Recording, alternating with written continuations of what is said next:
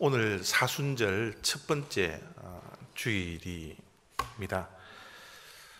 이 사순절 기간은 지난주 수요일 날 제의 수요일이라 그러죠. 이 제의 수요일을 시작으로 해서 부활절 되기 하루 전 토요일까지 기간을 우리가 사순절이라 그럽니다. 여러분들이 아시다시피 사순이라는 것은 40일을 뜻하죠. 그래서 이 부활절 되기 전 주일을 빼고 40일 기간을 우리가 사순절이라 그렇게 교회력으로 섬기고 있습니다. 앞에 보시는 사진의 그림은 제의 수요일 날 이 교회에서 작년에 종려주일 날 그 종려나무를 이제 태워서 제를 만든 다음에 이 제의 수요일이 되면 이마에다가 이렇게 그리는 그런 교회의 모습을 우리가 보고 있는데요. 우리 장로교에서는 저런 거를 잘 하지 않는데 지금 그 가톨릭이나 또 성공회 또 우리 개신교 가운데 감리교는 여전히 이 제의 수요일 날 저런 행사를 가지면서 이 40일 동안 더욱더 예수님을 생각하고 묵상하고 또 십자가를 더욱더 깊이 묵상하기 위한 그런 시간을 갖게 되는 것입니다.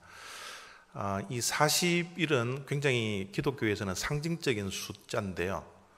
특별히 이 사순절의 40일은 예수님께서 40일 동안 광야에서 시험을 받으면서 금식하셨던 것을 우리가 기억하자라는 그런 차원에서 교회들마다 사순절을 지키면서 사순절 기간 동안 하루 한 끼를 먹는 그런 금식 기간을 가지는 그런 교회들이 많이 있습니다.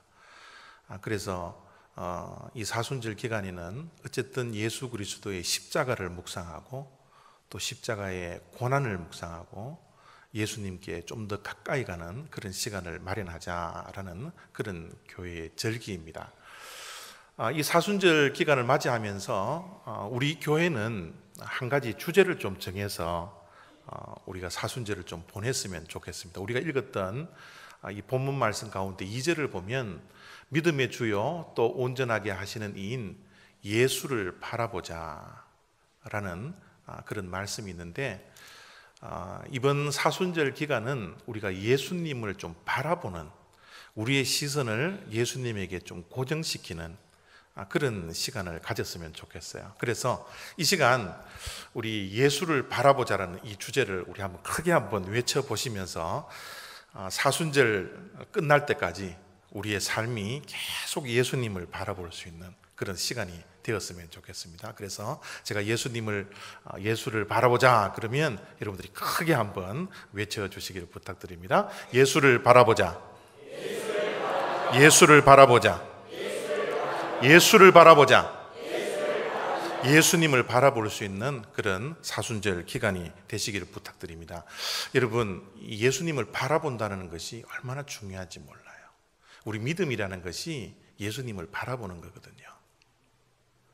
앞에 적어 놓은 것처럼 예수께서 나보다 앞서 믿음의 길을 걸어가신 모든 것을 완성하시는 예수님을 바라보고 그가 가신 그 길을 따라 걷는 것, 그것이 믿음이라는 겁니다.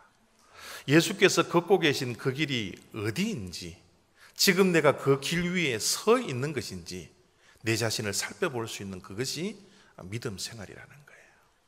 그래서 우리가 사순절 기간에는 물론 예수님을 바라보는 거지만 우리의 신앙생활이 끝날 때까지, 주님께서 우리를 부르시는 그날까지 계속해서 예수님을 바라볼 수 있는 그런 복된 믿음의 삶이 다 되시기를 부탁드립니다. 여러분, 무엇을 보느냐가 참 중요합니다. 어디를 보느냐가 참 중요해요. 무엇을 보느냐, 어디를 보느냐에 따라서 우리의 삶의 방향이 바뀝니다. 우리의 눈이 어디에 고정되어져 있느냐, 우리의 시선이 지금 어디를 향하고 있느냐, 그것이 너무너무 중요합니다. 그래서 우리 신앙생활은 계속해서 예수님을 바라봐야 되는 거예요. 하나님께서 아브라함에게 언약을 주실 때 그냥 주시지 아니하고 바라볼 수 있는 비전을 주세요. 왜냐하면 바라보는 것을 우리는 얻을 수 있기 때문에 그래요. 바라본 것만 우리가 얻을 수 있습니다. 믿음이라는 것은 바라보는 것들의 실상이라 그랬어요. 바라봐야 얻을 수 있습니다. 하나님께서 아브라함에게 자손을 통하여서 창대케 하리라, 번성케 하리라 약속을 주시면서 말씀만 주시지 아니하고 어떻게 해요? 하늘의 별을 보게 합니다. 바다의 모래알을 보게 하는 거예요. 흔들릴 때마다, 넘어질 때마다 약속하신 그것을 보라는 겁니다. 약속한 것을 바라보아야지만이 그 약속을 얻을 수 있기 때문에 하나님께서는 말씀만 주시지 아니하고 보여주시는 거예요. 아브라함이 하늘의 별을 바라보면서 하나님의 약속이 내 자손을 통하여서 저렇게 번성하리라고 약속해 주셨다. 바다의 모래알을 보면서, 그것을 바라보면서 하나님의 약속이 이루어질 것이라는 믿음을 바라보면서 믿음을 가지고서 그의 믿음의 여정을 걸어갔던 겁니다. 아브라함이 바라보았기 때문에 얻을 수 있었던 거예요. 요즘 대신방 기간에 우리 각 성도님들 가정들마다 다니면서 하나님께서 올해 주신 약속의 말씀을 제가 전해드립니다. 전해드리는데 참 놀랍게도 하나님께서는 그 가정들마다 어떻게 그렇게 알맞은 말씀을 주시는지 모르겠어요. 또 축복의 말씀을 주세요. 제가 신방을 다니면서 참 놀랄 수밖에 없는 것은 우리 70세 연세가 넘으신 분들도 올해 받으신 말씀을 다 외우려고 노력하는 그 모습, 한자로 틀리지 않으려고 하는 그 노력하는 그 모습이 얼마나 감사한지 몰라요. 또 이번에 신방을 갔는데 어떤 집사님은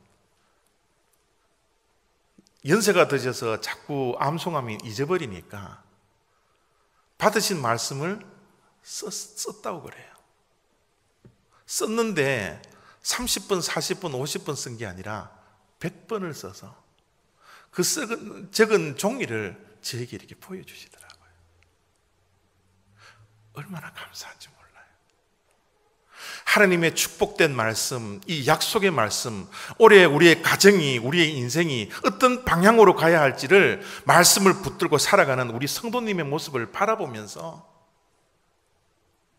목회자로서 얼마나 감사한지 몰라요. 여러분, 단지 암송할 뿐만 아니라 여러분 2014년도에 계속 주신 그 약속의 말씀을 바라보십시오. 암송하세요. 암송이 안 되면 자꾸 쓰십시오. 말씀을 바라보면 바라보는 자들은 반드시 얻게 되어져 있습니다. 아브라함의 자손이, 아브라함이 바라보면서 그 모든 약속을 얻은 것처럼 여러분들에게도 주어진 그 약속의 말씀, 축복의 말씀을 날마다 바라보면서 하나님께서 주신 그 축복을 누리면서 살아갈 수 있는 복된 인생들 다 되시기를 부탁드립니다. 바라보면 얻지만 또 바라보는 축복이 우리에게 주어지는 것은 담는다라는 거예요. 바라보면 담습니다. 여러분, 우리 부부들이 오랜 세월을 같이 있고 같이 바라보는 그런 부부는 어떻게 해요? 서로 담는다 그러잖아요.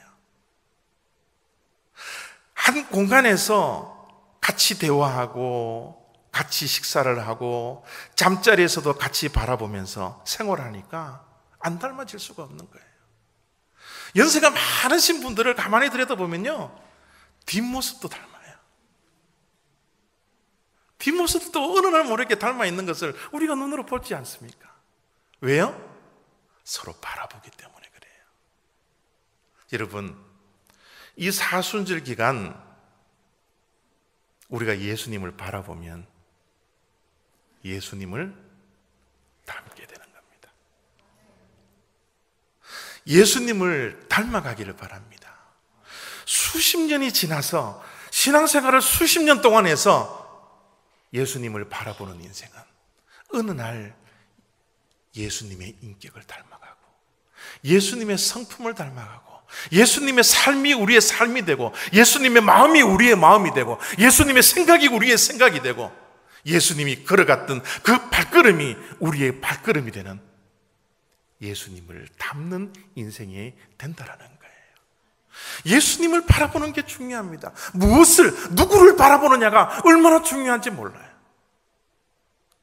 이 사순절 기간 동안 순간순간마다 예수님을 바라보면서 예수님을 닮아가는 저와 여러분 다 되었으면 좋겠습니다.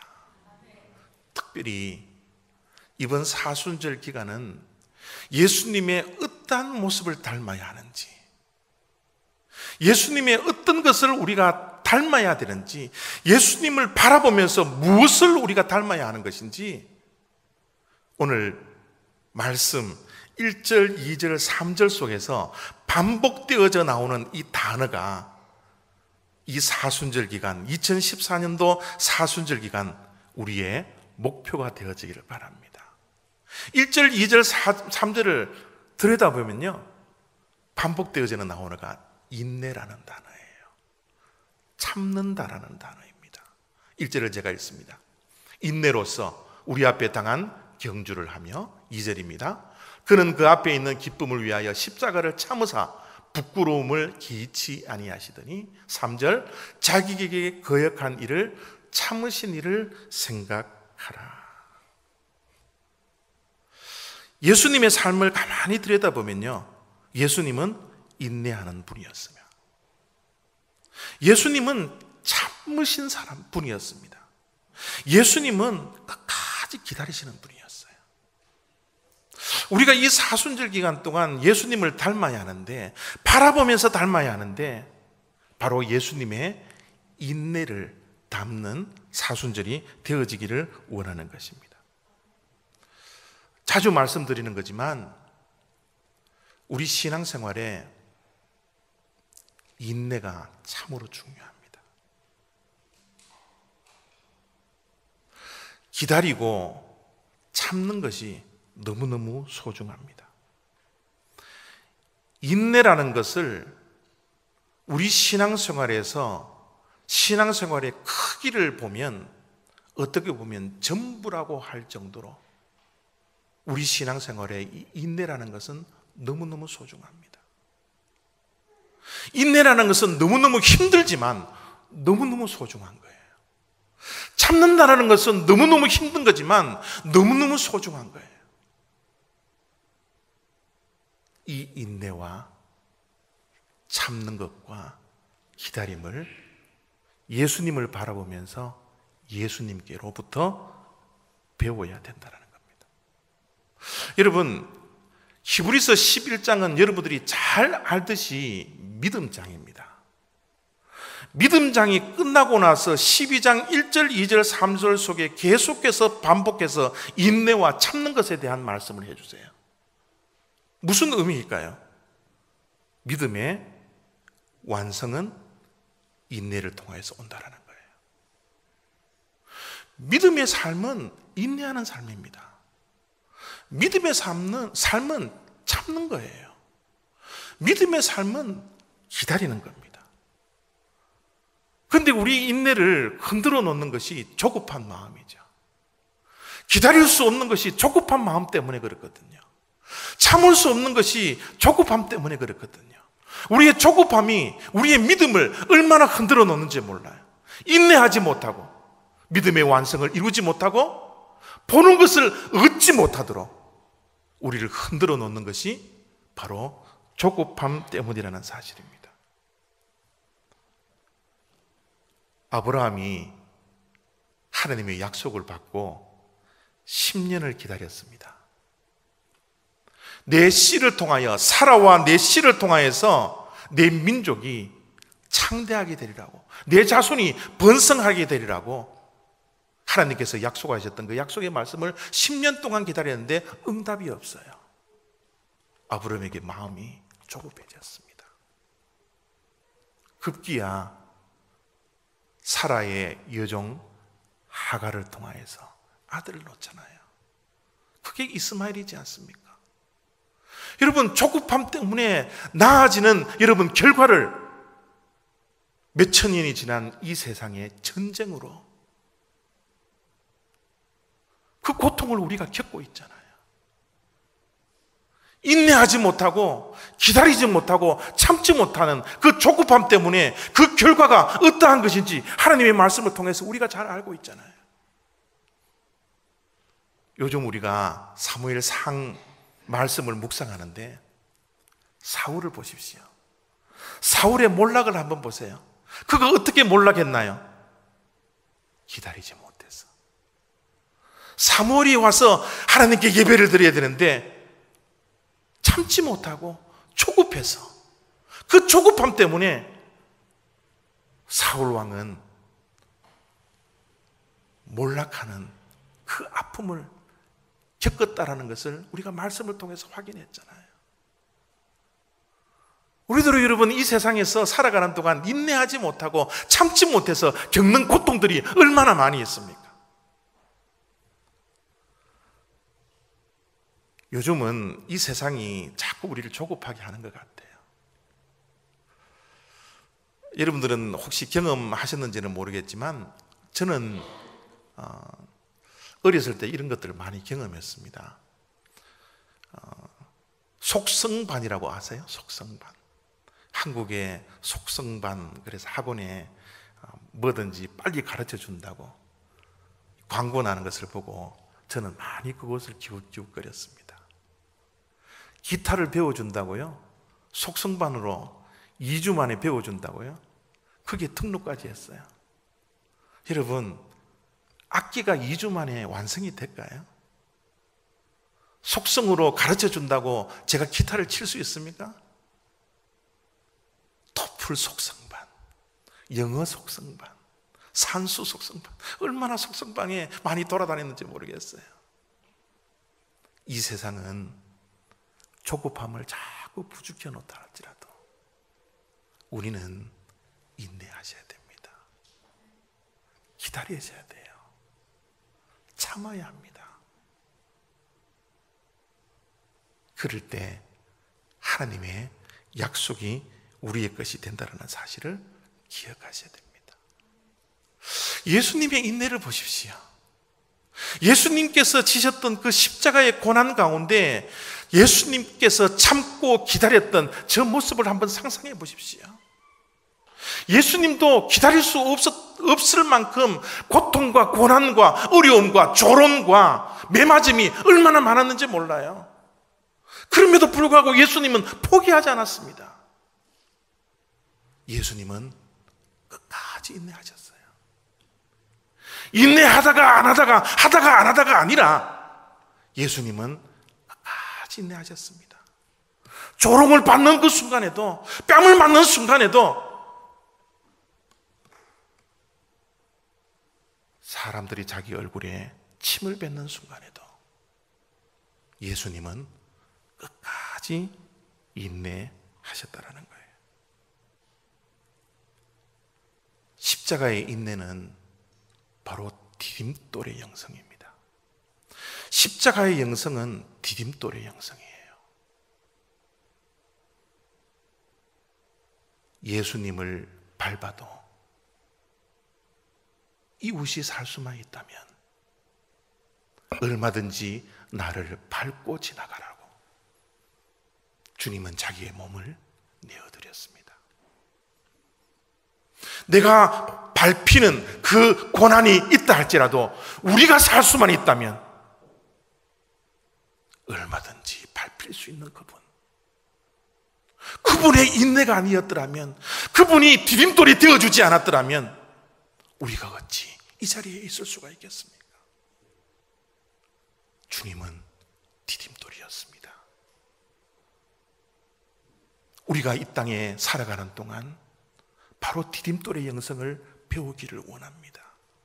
십자가의 영성을 배우기를 원합니다. 나를 밟고 당신들이 살 수만 있다면, 내가 밟히는 한이 있더라도 여러분들이 하나님의 축복만 받을 수만 있다면 언제든지 밟아주십시오. 내가 인내하겠습니다, 기다리겠습니다, 참겠습니다 라는 그 영성이 십자가의 영성이에요. 십자가의 인내요, 바로 예수 그리스도의 가르침이라는 거예요. 우리는 이 사순절 기간 동안 이 예수님의 영성을 배우기를 원합니다. 우리 이웃을 살릴 수만 있다면 얼마든지 디딤돌이 될 수 있는 그런 귀한 영성을 가지는 자들이 되어지기를 원합니다. 참으십시오. 인내하십시오. 기다리십시오. 하나님의 뜻이 이루어진다면 얼마든지 참고 기다리는 저와 여러분들의 영성이 되었으면 좋겠습니다. 그런데 여러분, 참고 기다리고 인내하는 기독교의 영성은 아무것도 하지 않는 소극적인 영성이 아니에요. 적극적인 영성입니다. 1절을 다시 한번 봅니다. 인내로서 우리 앞에 당한 경주를 하며, 인내하지만 우리 앞에 있는 경주를 해야 합니다. 달려가야 합니다. 목표를 향하여서 걸어가야 합니다. 주저앉아 있는 게 아닙니다. 머물러 있는 게 아니에요. 앞을 향하여, 목표를 향하여 예수님을 바라보면서 우리에게 당한 믿음의 경주를 해야 합니다. 믿음의 경주는 포기할 수 없잖아요. 믿음의 경주를 후퇴할 수 없잖아요. 뒤돌아볼 수 없잖아요. 옆을 쳐다볼 수 없잖아요. 오직 앞을 향하여, 목표를 향하여, 예수 그리스도를 향하여 걸어가는 경주야 바로 우리가 가야 할, 우리 앞에 당면해져 있는 믿음의 경주이지 않습니까? 우리의 기다림은, 우리의 참음은, 우리의 인내는 수동적이 아닙니다. 능동적으로 목표를 향하여서 걸어가며 달려가며 가지는 인내라는 사실을 우리가 기억해야 합니다. 앞에 있는 상을 바라보면서, 앞에 있는 목표를 향하여서 오늘도 내일도 묵묵하게 주님 바라보면서 목표를 향하여 걸어가는 인생, 그것이 우리 믿음의 삶이라는 것입니다. 여러분, 앞에 있는 그림이 황영조 선수인데요, 여러분, 마라톤 선수나 육상 선수들이 경기를 할 때 여러분 저 모습을 보면 얼마나 가벼운지 몰라요. 완주하기 위해서는 여러분 무거워서는 안 됩니다. 지금 선수들을 보면 팬티 한 장, 러닝셔츠 한 장, 그것으로 끝이잖아요. 무거운 게 없어요. 다 가벼워요. 경주를 완주하기 위해서는 다 자기가 가지고 있는 것 다 버립니다. 황영주 선수에게 코롱 회사가 투자를 하는데요, 신발에 0.1g을 줄이기 위해서 코롱 회사에서 1억을 투자합니다. 0.1g의 신발 무게를 줄이기 위해서 여러분 1억을 투자하는 것이 코롱 회사였어요. 물론 실패는 했지만 우리에게 앞에 있는 이 믿음의 경주를 완주하기 위해서는 우리도 가벼워져야 합니다. 무거운 것을 벗어내야 합니다. 그래서 히브리 기자는 1절 말씀 속에 이런 말씀을 주시는 거예요. 모든 무거운 것과 얽매이기 쉬운 죄를 벗어버리고 인내로서 우리 앞에 당한 경주를 하며, 믿음 생활은 예수님을 바라보는 거지만 예수님을 바라보기 전에 우리가 해야 할 일이 있습니다. 벗어야 된다는 거예요. 믿음 생활은 벗어버리고 바라보는 겁니다. 우리가 비워야지 채워지는 것처럼 바라보기 위해서는 벗어내야 된다는 거예요. 여러분, 무엇을 벗어내라고 그럽니까? 모든 무거운 것과. 여러분, 우리 인생의 짐들이 얼마나 무겁습니까? 우리가 걸머쥐고 가야 할 이 인생의 짐들이 우리를 얼마나 짓누르고 있습니까? 때로는 우리의 삶 가운데 경제적인 문제로 우리가 얼마나 짓눌려 살고 있습니까? 미래의 불확실함 때문에 우리가 얼마나 짓눌려 살아가고 있나요?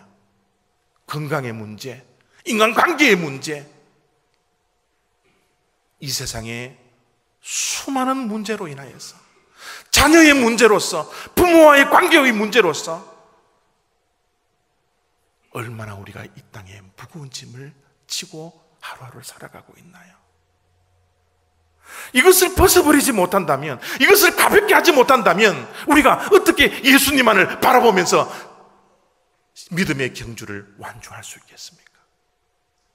우리를 짓누르고 있고 우리를 얽어매고 있는 것은 인생의 수많은 짐들뿐만 아니라 우리를 자유케 하지 못하는 우리의 죄악이라는 거예요. 얽매기 쉬운 죄악에 묶여서 예수님을 바라보지 못하는 그런 일들이 얼마나 많이 있습니까? 우리의 심령 속에 있는 욕심 때문에, 이기주의 때문에, 내 중심적인 사고방식 때문에, 내가 가지고 있는 분노 때문에, 남을 용서하지 못하는 그 마음 때문에 우리는 얼마나 자유롭지 못합니까? 우리는 그런 죄악으로 인하여서 얼마나 예수쟁이로서의 자유를 누리지 못하고 안식을 누리지 못하며 하루하루를 살아갈 수밖에 없습니까? 주님은 우리들에게 말씀하시잖아요. 수고하고 무거운 짐진 자들아, 다 내게로 오라. 내가 너희를 쉬게 하리라.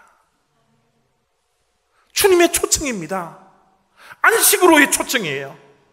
이 세상 너무 무거운 짐 때문에, 죄의 사슬로 인하여서 꼼짝도 할 수 못하는 우리의 모습을 바라보면서 예수님이 오늘도 저와 여러분들을 초청하기를 원하십니다.